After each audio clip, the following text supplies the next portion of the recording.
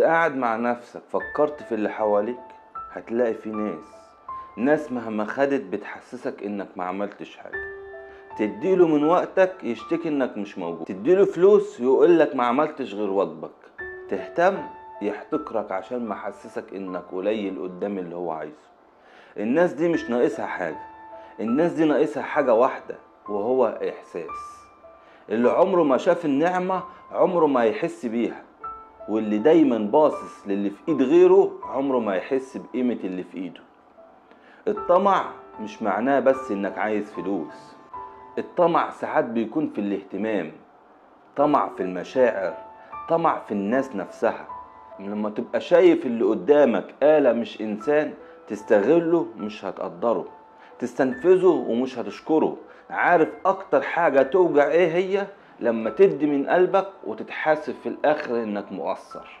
الطمع مش بيخلي الناس تنكر المعروف بس، ده بيخليهم يتعاملوا معاه كأنه حق، كأنك لازم تدي، كأنك لو قلت لا تبقى اتغيرت.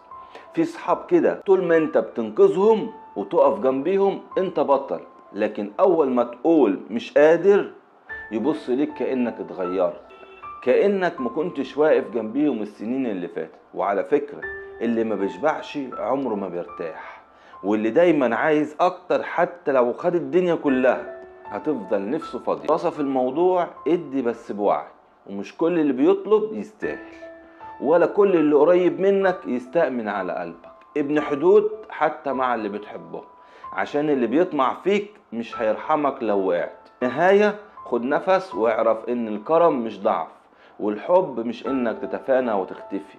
حافظ على نفسك وحافظ على طاقتك وعلى قلبك، لان اللي ما بيشبعش مش بس هياخدك، ده هيسيبك فاضي ويمشي يدور على حد تاني يكمل عليه. لو حسيت ان الكلام ده خف شوية عن قلبك سيب لي تعليق حلو، او ابعته لحد بتحس انه دايما بياخد كل حاجة بس عمره ما بيحس. اشوفك الحلقة الجاية، وما تنساش ان راحة بالك اهم شيء.